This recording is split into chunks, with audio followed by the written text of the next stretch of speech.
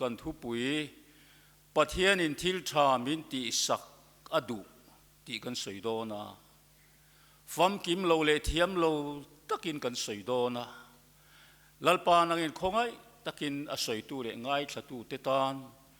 ถ้าเราลำมัลสมนักงขัดตะละกันหมู่นะอโลนิเทนตูรินอิกุตะกันรนิลานันนี่นังชวนทิลชามินติสักฮิมีเตอิดุเรงะอามาราสุเกยมานีลำโซเขียนทิลชาอิติสักเทอิโลนะมุนากันอมชีนาอิทุโอยนะหัวงะกันเซนเปโลชินาวางินอิลักจังกันวาโบชินาวางินทิลชามินติสักเทชินโลนี่จานจังเฮียนนัลปาทิลชาอิติสักเทตุระอิกียงอมตัตุรินกันจะวายมินบัวเสียงเจอีกคงไอ้นักกันนัลปาโซคริสตานเฮงินกันดีเลยอาเมนกันลันนุ่งตุระตานักันฉันเดียวชูรีนอมเลเฟลตะกาอมินนีตินรงบอลตะตังติลาคริสเตียนละบนนัมบาร์จัลีสมกัวปังานะคะกันควงปูเตนโลอินรินเทนตูรินกันสวยโลกอันนี้ชูปะเทียนินทิลชามินติสักอดุให้ทุปุยเชนนะอมาทุปุยเชนฮิปัทุมอันนี้ปะขันนาชวนปะเทียนินทิลชามินร่วมมันสักทีนปะนีนาปะเทียนทัวงกันนุนลวินเกยมานีอินกันกงกันติบุมโบชีปะทุมนาปะเทียนทัวงันนุนหิมัลสมดนนาอันนี้ตีอันนี้ข้างทุปุยเชนปะทุมเตมังคันอาริมจานังกินสวยโฉกันหันตุมโดนันนี่ปะขัดนาปะเทียนินทิลชามินร่วมมันสักทีเทียนี่กันปะเทียนเฮนันมีแต่ฮิทิลชามินติสักอโลตุมนัสัตเจียฮิเอ็งวางยังไงมีคริงฮิอาเซียมกันติชวนทิลชาติสักอัทูโอยาอามาจอยมวยเลยอามาฟักอารูปุยนักโคเวล่าปวงดาร์ตูนิตูรินอามีเตมีคริงเตฮิมินดินกันติเทโอเมอามาโนชูมาลาเกเซียกาเฮียนกันมัวเองะเงปุ่มขัตอาเซียมนี่จิตาปะเทียนไงสักจงอันนี้ตียชูริงดปอชวนกันปะเทียนเฮียนมีคริงอาเซียมชันอาเจียงทุกขัดคบไหมจิตาปะเทียนไงสักจงอันนี้ตียปะเทียนเฮียนอามาไงสักตูตูร์เล่อามาเบงคนเบร์ตูตูร์เล่อามาอัลลาเนยตูตูร์อินมิริงฮีอาเซียมาอามาเราจูรวมมันนัฟเฟลตักอันเนยโตนัวอามิริงเซียมเดจุกันเทียเทวังอินโบเชียนนาราพลากตักอวางอินชัวละอันโลตลูอามานุนนัทรมปุยตูระอาเซียมนิเซียค่ะอามานุนนัลกะลากขันินันอมาอามานุนนัอินอาซอมโตโลนุนรันเมลมาปานุนนัทรมินอันนุนจูอาโลอมตากวางอินกันปะเทียนจูอบวยตะคบมายาทิลชารวมมันสักลายรินโลนั่นละมาอามิคิงเสียมเตสวนอันโลตุตาอันมานีเสียมตูปะเทียนจูอันลาวตาอันบิรุตานีตีกันมัวนี่สุดยังขบชวนโบเชียดน้าวางินปะเทียนละกามีครั้งนี่โตไม่ละกันปะเทียนส่วนอารวมมันตุ่มข้าชุลดูสวงละว่าเองตีนเงก็ตียงโอ้ตีเงก็สันชัวเลียงเองตีเงก็โกกีร์เลียงก็มีคริ่งเสียมเตหีนี่มาเสกก็ดูซงเลยอันดูซงไอ้นังโตสีละว่ากันนุนเลยอันนุนเฮียอันโตละวางินชากติซงสุชานติเวโตละวะชะโลกติโปชะโลวันติเวโตสีละวะตีอินกันปะเทียนสุอบวยเลียจูชินเสียนปัสริเพลตูตูร์จูเลียอซงอาอัมมุลวะวานาซงอาอัมมุจาวลวะเลียนัวยาเตปอซงเฮียลนี่ไบเบิลกันมุดานังอินนี่มาเสจุตาปอจวนละมุโจจวนลววังอินมังไอโจฮันเพยจวนกัตรับตาจอยอะ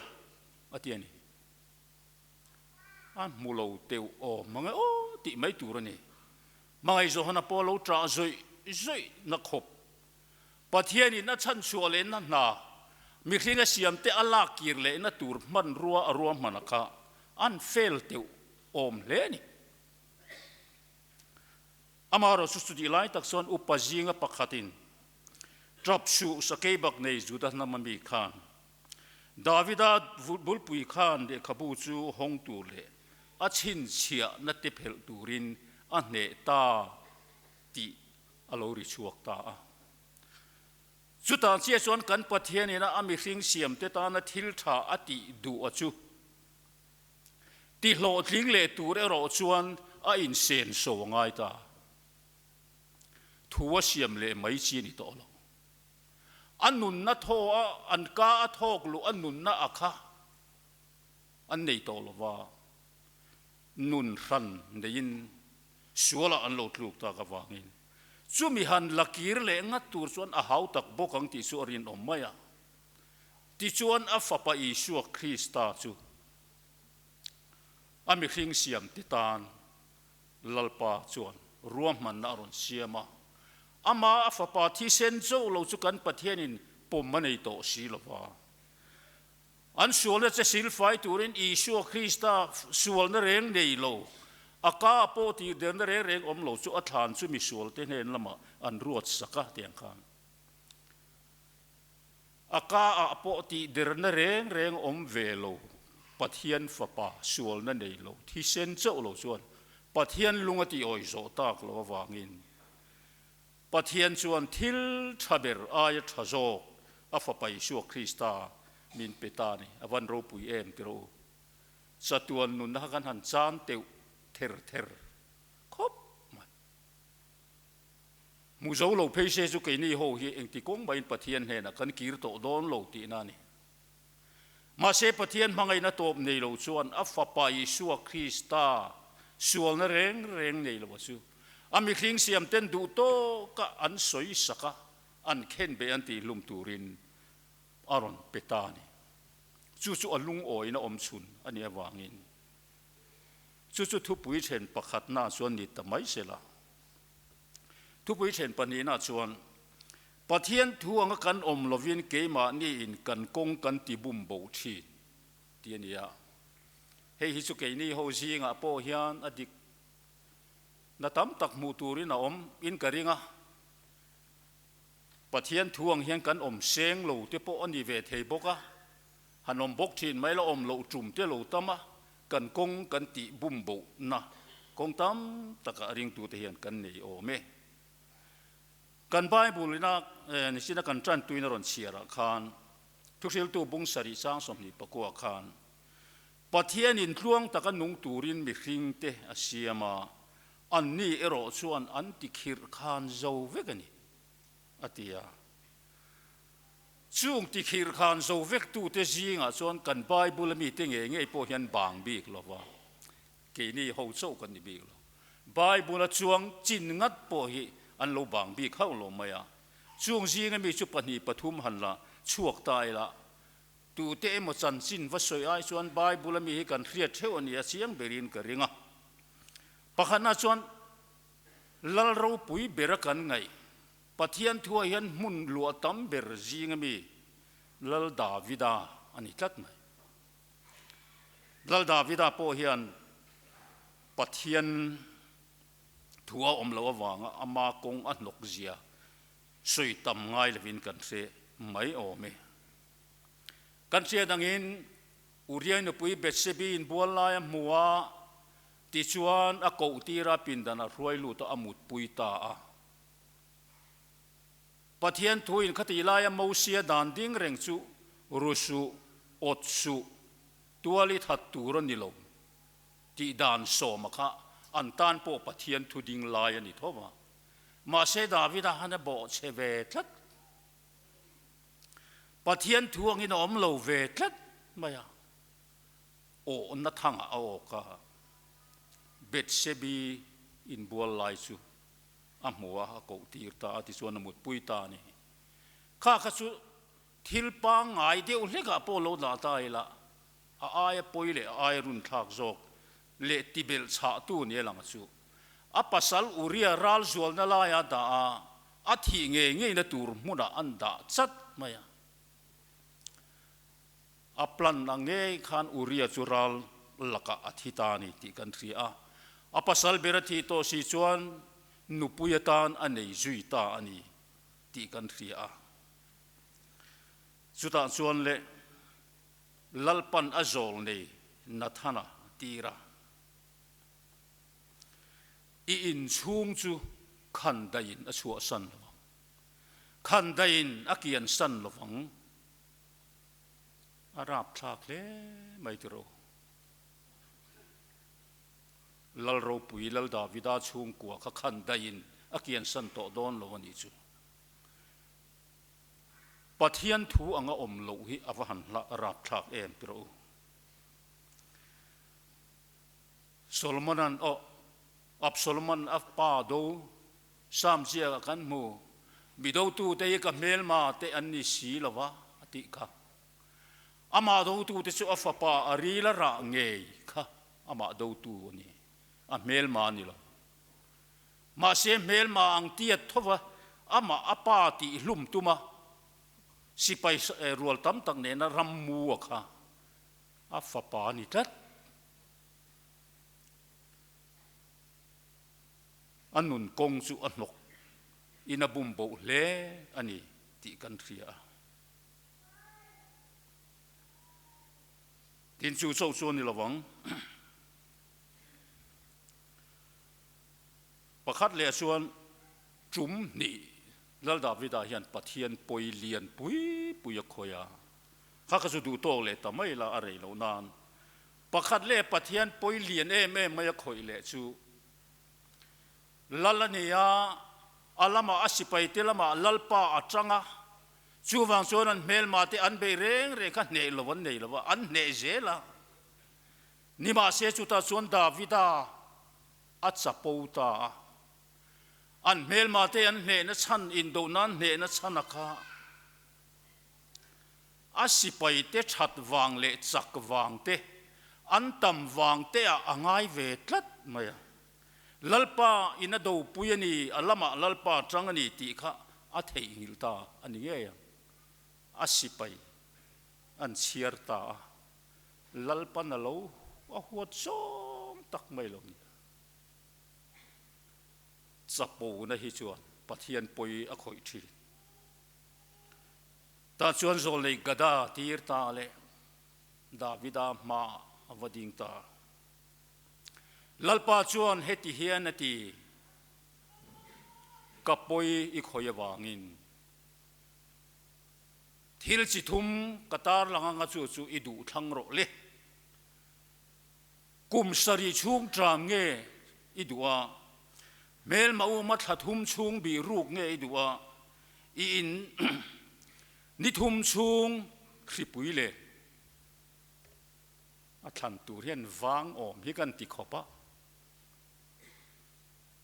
Davida ka in chir na sa ani pathian laga khan thu pha choi na sa ma se pathian khan angai dam tho ngai dam ma se ati sual ma de ro so mu ti tho pathian in sual angai dam da na hi ke ni ra kan in ngai dam hi ang ve lawa chu tak chu pathian lo ani na chu ni kumsari chung tram tlak ngei du mel ma u ma thlathum bi ruk ngei du ni thum chung khi puile a enga ma kha davida han thang lo re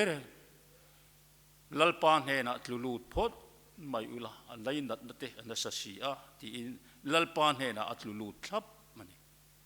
ma se lalpa na than sak tho ni thum chung khi puile lalpa na than sak ta ni chu chuta chuan khipui chu ni thum chung lek kha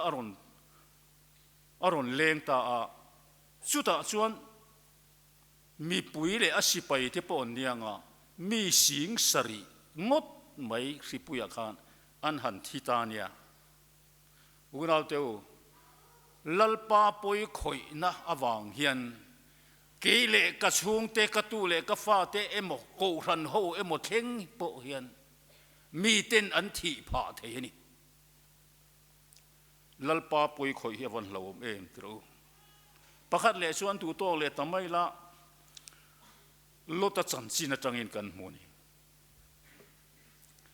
lota chan chin hi mak de umai chu Sodom le Gomorrah kang tur laka khan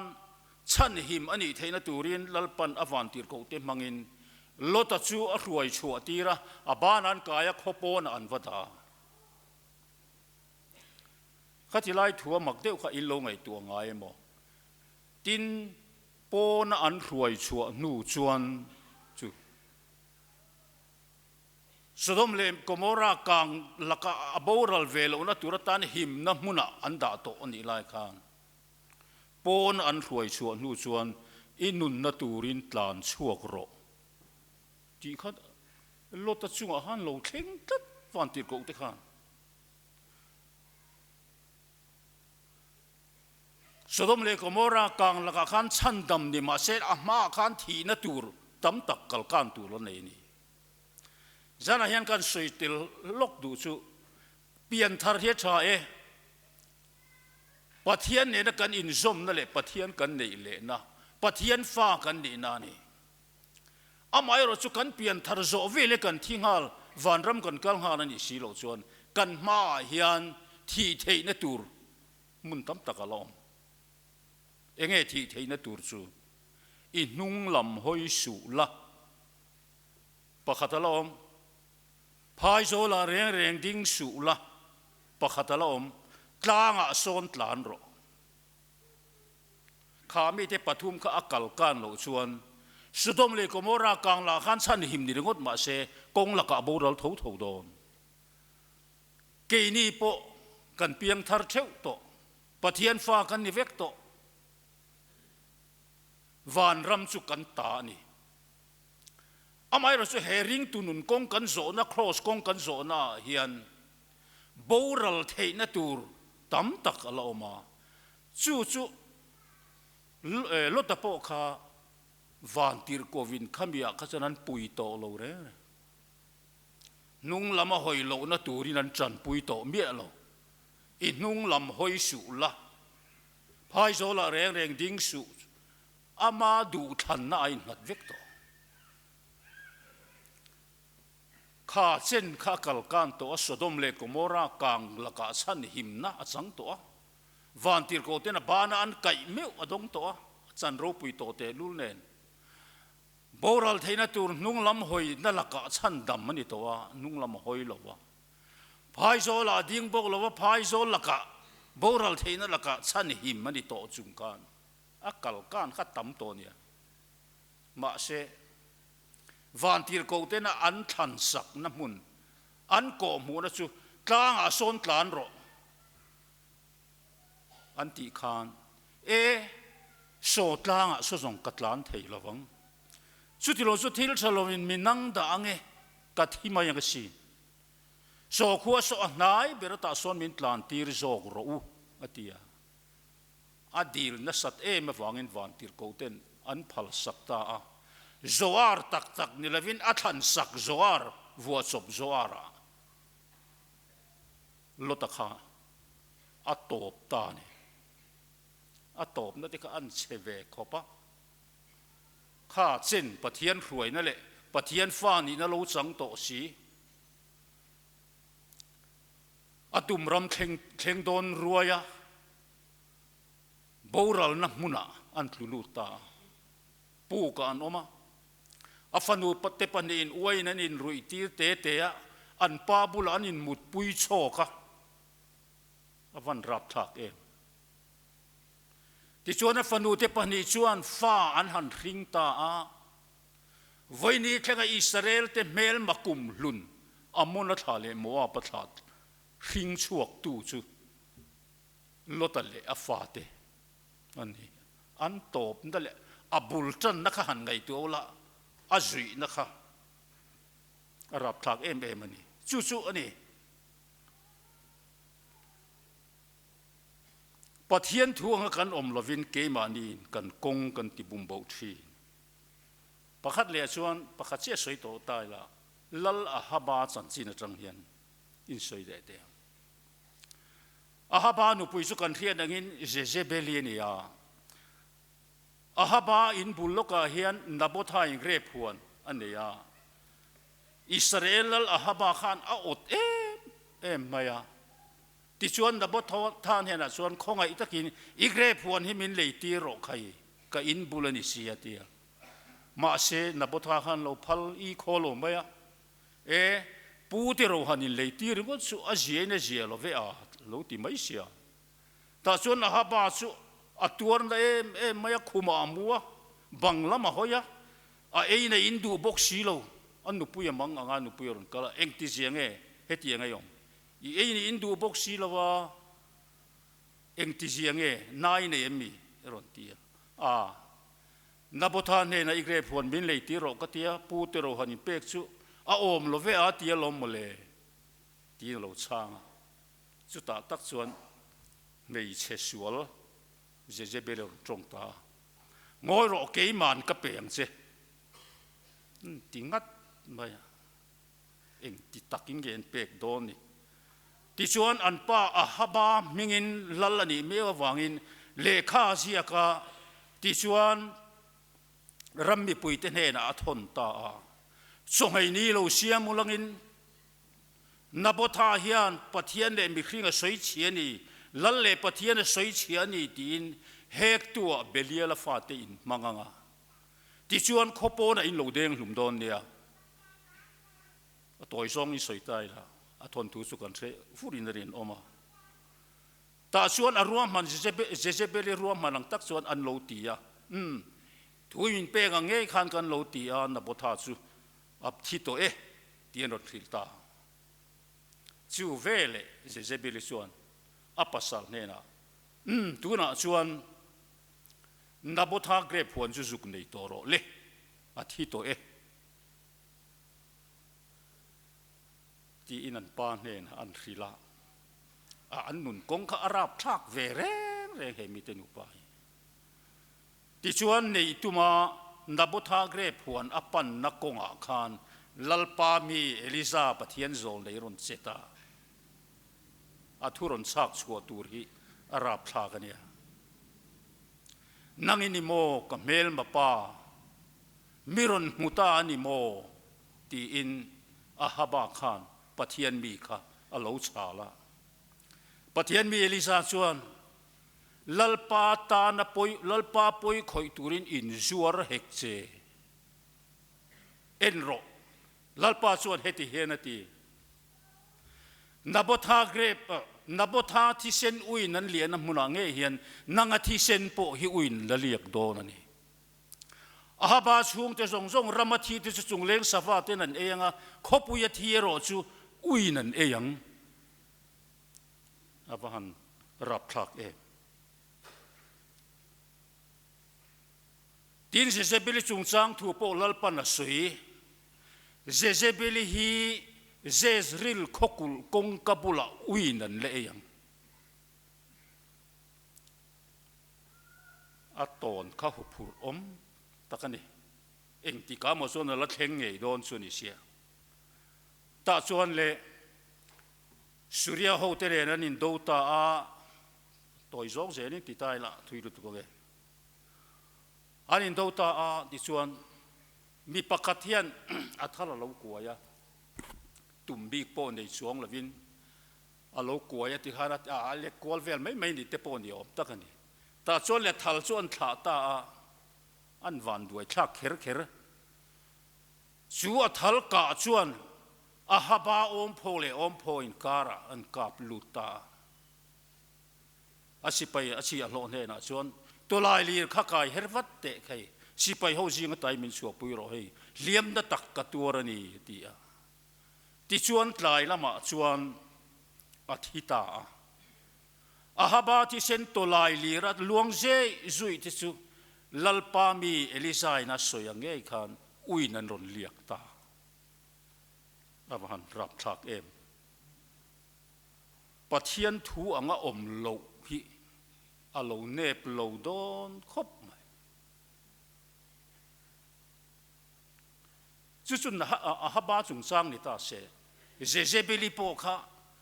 khát yang lalpa zol này na akhil kha Jezebel hi Jezreel khokul kong kabula uinan le yang ati le ataka lo thlen kha soin kara lalutuk dot te po ni to hialin an ring man mai thei atakina thleng to do lo ni ngan ti te po ni mai thei nima se Israel lal Jehua chua Jezreel khuwa vakalta kul kong kalu lai takin Jezebel chuan alo mu atuk vera tangin thalam thua em ni le nang pu te thattu jimri pa lo tia chu vele Jehua chuan tunge an en chho chu Jezebel khalo ni reng maya tuk vera ron da ka tunge kalama tang cheu imitil re pani pathum velan oma ti chuan tuk vera alo dak la ya kha ron the tharo kha mitil re te pani khan Jezebel su dim lo bak sakin tuk vera han thaka atlake pop maya athisen su banga le sakora te chuan akai je zuya te chuan Jehua chu in chunga luta eya ina nakina chuan vaphum ro lal fanu ni sia ti in mitil re te satir ta phum turan vakal chuan lalpa zol nei na lo soi kha alo thleng le ta chia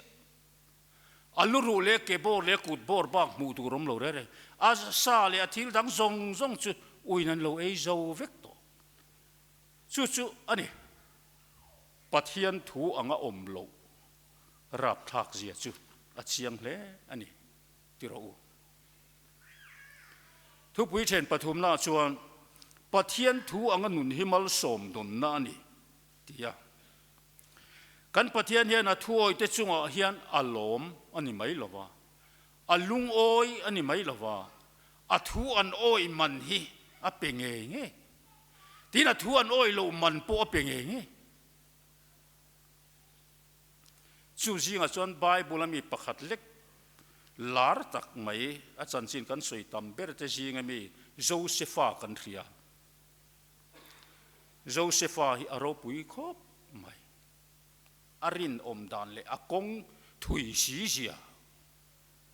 thir khan Potiphar no pui zulei kai khan mi mut pui ro ti na thlema ni ti na tia Bible chuan ni ti na ma thlem chung khan a lo ting thei lova chuta chuanin da Josepha nu na mak em chu zulei kai ne na in ngai na suala tluk ai chuan mual pho apoitil apuan kha apo thak saka apuan atlan sana asilfen atlan sana saruakin ziak tu sen kha soidara pe chuan saruak za mo langin kholai atlan ani kan ngam vengem an za thak tur zia chu ai chuan thil sual su ti je umai kha chu ol mai om takania ma se engtin nge he sual lian tak hiti in pathian chunga thil sual ka ti theya he pathian po in pathian ngeng khoi lai takani pokarin mi hringin mulo ma se mutu mu thei lawa chu a mu mewa wangin sumi chuan engla amu a reng ani a mu reng ani te hriat chian da kan sual ti ai chuan mual pho kha thlang ta mai ni ke ni hi chu kan ni chia lo thin hian na lang ani kan mual pho don lo chuan sual ti hi kan thre vak lo em ni o ti the tu mai na min mo lo wa tu mai nan soi le ngai to don lo chuan sual ti mai hi kan thre lo fo thi nei chu wang chuan zana hian ami te hne na athu oi man pe tu chuan pathian thu anga anun tlat na mal som na nge mai chu Josepha chunga alo thleng ta a waro vek chuan Genesis bung somli pakhat sang somli pakhata ti hian kan hmu ni waro vek chuan Joseph nena ngai te ai kup taram zong chunga ho tua ka siama che ti in pathian in a choi moi na lal lukhum chu a chunga nga in a om ta a avan ro pui em tro pathian thu anga nun hi mal som don na ni le to bera chuan lalpa hian mi te thil tha min ti sak achak em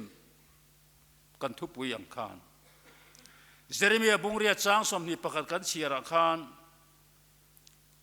o kan chiar tak lo zo khan bungria chang som ni pakhata khan kami ka fanu te nat na chuan kan na ve sia atia kan ta na thil tha min ti sak du tu hian ami mangai na hi avahan kim em kami ka fanu te nat na chuan kan na ve sia lalpa chuan a fa te nat na hi anat pui ve a at clear mai lo har sanre mangan na kan chung a lo thlen nin min lak bo sak dai atumani lem lo amara chu har san na le mangan na kan chung a lo thlen hian ma chon pui turin lalpan englai poina in pe ya min ma chon pui dua kan na te himin tur pui dua kan lungai na te himin lungai pui kan lalpa hian adu ani thil tha min ti sakhi achak zong tak ani lalpa hian min thurwal pui adua adu zong chu kan du zong ania adu lo zong chu kan du lo zong alo ni ve theina tura a thurwal pui ni adu bera maro chu ke ma ni lam zok hian lalpa hi kan hel san thina wangin a thurwal pui lei theilo thil tha ati sak lei theilo din mona hian kan ding le thi Jeremia bung som panga chang som pakwa kan chiara khan ilam le chuan ngai ko ti rang chea ka ma a iding le ang lalpan min ti ani chu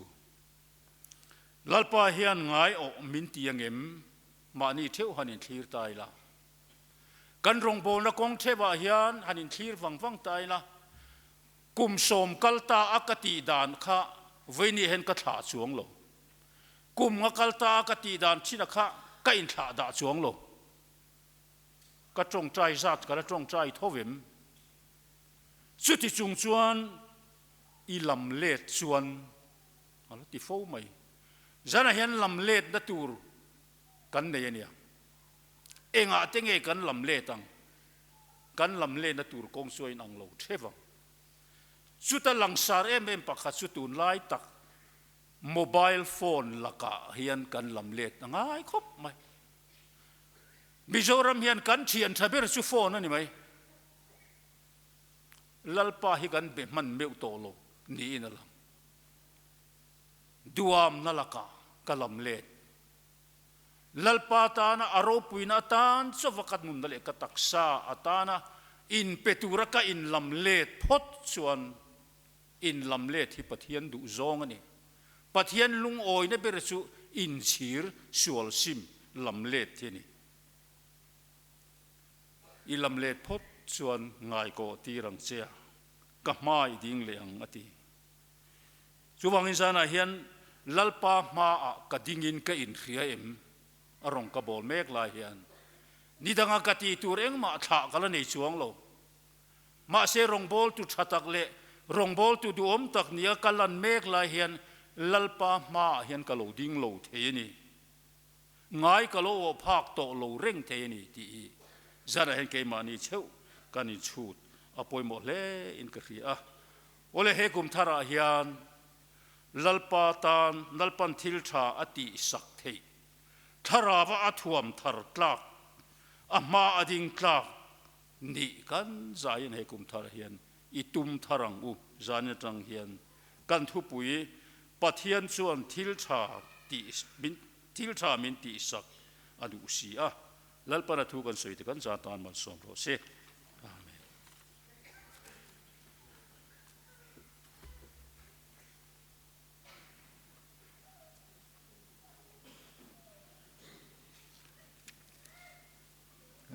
hil tu